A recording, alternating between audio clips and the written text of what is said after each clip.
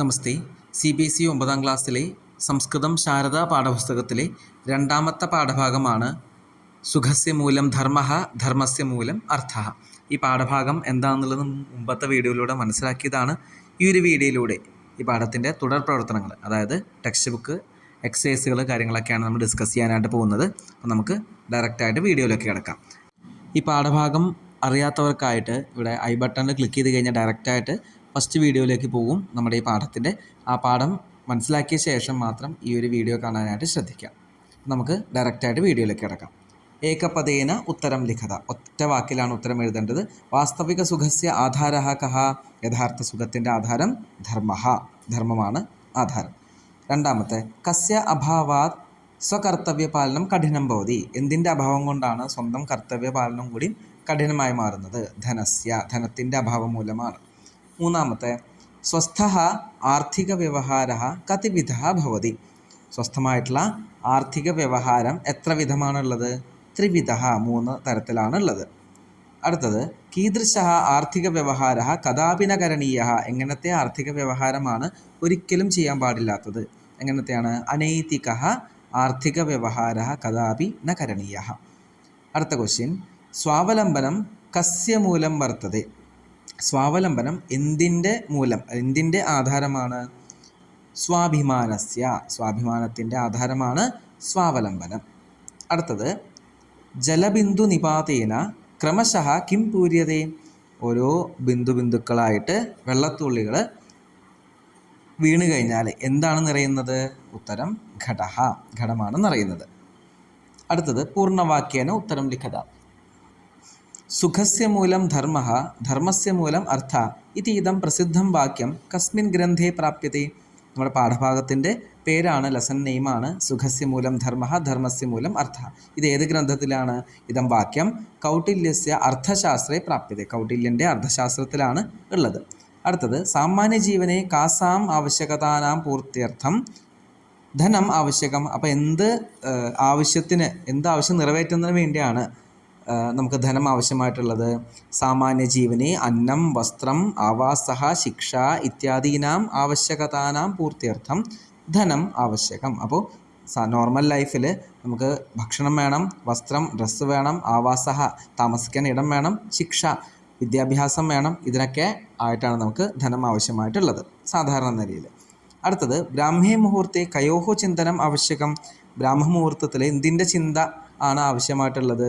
ബ്രാഹ്മേ മുഹൂർത്തെ ധർമാർത്ഥയോഹോ ചിന്തനം ആവശ്യകം. ധർമാർത്ഥങ്ങളെ ആണ് ചിന്തിക്കേണ്ടത് രാവിലെ ഉണരുമ്പോൾ. അടുത്തത്, ജനഃ കേന സ്വാവലംബി ഭവതി. ജനം എങ്ങനെയാണ് സ്വാവലംബിയായിട്ട് മാറുന്നത്? ജനഃ സഞ്ചയസ്യ അഭ്യാസേന സ്വാവലംബി ഭവതി. നമുക്ക് കിട്ടുന്ന വരുമാനം അത് കുറച്ചായിട്ട് മാറ്റിവെച്ച് നീക്കിവെച്ച് സേവിങ് ഒക്കെ ആയിക്കഴിഞ്ഞാൽ മാത്രമേ നമുക്ക് സ്വാവലംബിയായി തീരാൻ സാധിക്കുള്ളൂ. ലാസ്റ്റ് വൺ, ലഘു സഞ്ചയഃ അപി കാലാന്തരെ കേന രൂപേണ വർദ്ധതേ.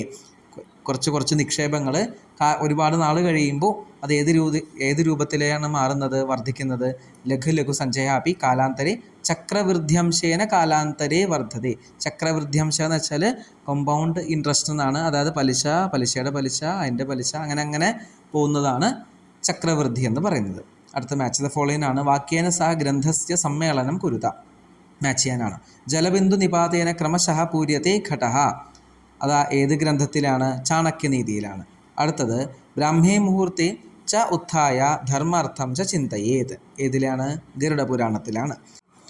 സർവേഷാമേവ ശൗചാനാം അർത്ഥശൗചം പരംസ്മൃതം. ഇത് ഏത് ഗ്രന്ഥത്തിലാണ്? മനുസ്മൃതിയിലാണ് ഈ ഒരു സെൻറ്റൻസ്. സുഖസ്യ മൂലം ധർമ്മഃ ധർമ്മസ്യ മൂലം അർത്ഥഃ. ഇത് അർത്ഥശാസ്ത്രത്തിലാണ് ഈ ഒരു സെൻറ്റൻസ്. അടുത്തത്, രേഖാങ്കിത പദ ആധൃത്യ പ്രശ്നനിർമ്മാണം കുരുത. ക്വസ്റ്റ്യൻ വേർഡ്സ് ആണ്. ഫസ്റ്റ് വൺ, സുഖസ്യ മൂലം ധർമ്മഃ. സുഖത്തിൻ്റെ മൂലമാണ് ധർമ്മം. അപ്പോൾ എന്തിൻ്റെ മൂലമാണ് ധർമ്മം എന്ന് ചോദിക്കുമ്പോൾ കസ്യ മൂലം ധർമ്മഃ എന്നാണ് ചോദിക്കേണ്ടത്. രണ്ടാമത്തെ, ദിനസ്യ ആരംഭേ ധർമാർത്ഥയോഹോ ചിന്തനം ആവശ്യകം. അപ്പോൾ ദിനത്തിൻ്റെ ആരംഭത്തിൽ തന്നെ ധർമാർത്ഥങ്ങളെ ചിന്തിക്കണം എന്നാണ് പറയുന്നത്. അപ്പോൾ എന്തിനെയാണ് ചിന്തിക്കേണ്ടത്? കയോഹോ ചിന്തനം ആവശ്യകം. കയോഹോ എന്നുള്ള പദമാണ് നമ്മൾ ധർമാർത്ഥയോഹോ എന്നുള്ളതിനെ ക്വസ്റ്റ്യൻ വേർഡായിട്ട് ചോദിക്കാം. അടുത്തത്, സന്മാർഗേണ ഏവ ധനാർജനം കരണീയം. സന്മാർഗത്തിലൂടെ ധനാർജനം നേടണം, ധനം സമ്പാദിക്കണം എന്നാണ്. അപ്പോൾ എന്ത് നേടണം എന്നാണ്? കിം കരണീയം എന്നാണ് അതിൻ്റെ ക്വസ്റ്റ്യൻ വേർഡായിട്ട് വരുന്നത്. കിം കരണീയം. അനൈതികഃ ആർത്ഥികവ്യവഹാരः കഥാപി ന കരണീയः. അപ്പോൾ എങ്ങനത്തെ ആർത്ഥിക വ്യവഹാരമാണ് ഒരിക്കലും ചെയ്യാൻ പാടില്ലാത്തത്? അപ്പോൾ കീദൃശഃ എങ്ങനത്തെ എന്നുള്ളതിന് സംസ്കൃത പദമാണ് കീദൃശഃ. ലാസ്റ്റ് വൺ, സങ്കടകാലേ സ്വാഭിമാനി ജനഃ അന്യജനസ്യ ആർത്ഥിക സഹായതാം ന അപേക്ഷത്തെ. അപ്പോൾ സങ്കടകാലത്തിൽ സ്വാഭിമാനി ജനഃ എന്നുള്ളതിൻ്റെ ക്വസ്റ്റ്യൻ വേർഡാണ് കഹ. കഹ അന്യജനസ്യ ആർത്ഥിക സഹായതാം നാപേക്ഷത്തെ. കഹയാണ് വരിക. അടുത്തത് ഉചിതൈഹി പദൈഹി റിക്തസ്ഥാനാനി പൂരേത. ഇവിടെ ധാതു കൊടുത്തിട്ടുണ്ട്. വിദ് ധാതു, അതിൻ്റെ വിദ്യതേ വിദ്യേതേ വിദ്യന്തെ. ലഭ് ധാതു ആണെങ്കിലോ ലഭ്യതേ ലഭേതേ ലഭന്തെ, അങ്ങനെയാണ് വരിക. അടുത്തത് അപേക്ഷധാതു അപേക്ഷത്തെ അപേക്ഷത്തെ അപക്ഷന്തെ. വർദ്ധധാതു വർദ്ധത്തെ വർദ്ധേത്തെ വർദ്ധന്തെ. സേവ് ധാതു സേവത്തെ സേവേതേ സേവത്തെ. മോദാതു മോദതേ മോദേതേ മോദന്തെ. അടുത്തത് സുഖസ്യ മൂലം ധർമ്മഃ ധർമ്മസ്യ മൂലം അർത്ഥഃ ഇത്യസ്യ മുഖ്യ ആശയഃ കഃ അസ്തി. അപ്പോൾ ഈ പാഠത്തിൻ്റെ മെയിനായിട്ടുള്ള തീം എന്താണ്? 4 ഓപ്ഷൻസ് ഉണ്ട്. അതിലൊന്നാണ് ഉത്തരം. ഫസ്റ്റ് ഓപ്ഷൻ എന്താണ്? സുഖസ്യ ആധാരഃ കേവലം അർത്ഥൈവ. സെക്കൻഡ് വൺ ധർമ്മസ്യ ആധാരഃ കേവലം സുഖമേവ. അടുത്തത് ധർമ്മസ്യ ആധാരഃ അർത്ഥഃ സുഖസ്യ ആധാരഃ ധർമ്മഃ. അതാണ് നമ്മുടെ ആൻസർ. ഓക്കെ, ധർമ്മത്തിൻ്റെ ആധാരം അർത്ഥവും സുഖത്തിൻ്റെ ആധാരം ധർമ്മവും. അടുത്തത് ഗരുഡപുരാണ കിം ഉപദിഷ്ടമസ്തി. ഗരുഡപുരാണത്തിൽ എന്താണ് പറഞ്ഞിരിക്കുന്നത്? രാത്രൗ ധനസ്യ ചിന്തനം കരണീയം പ്രഭാതേ ധർമാർത്ഥയോഹോ ചിന്തനം കരണീയം. അതാണ് ഉത്തരം. പ്രഭാതേ ധർമാർത്ഥയോഹോ ചിന്തനം കരണീയം. പ്രഭാതത്തിൽ ധർമ്മം അർത്ഥം മുതലായവരൊക്കെ കാര്യങ്ങളൊക്കെ ചിന്തിക്കണം. അടുത്തത് സർവേഷാമേവ ശൗചാനാം അർത്ഥശൗചം പരസ്മൃതം ഇത്യസ്യ താത്പര്യഃ. അതിൻ്റെ ആ സെൻറ്റൻസിൻ്റെ താത്പര്യം എന്താണ്?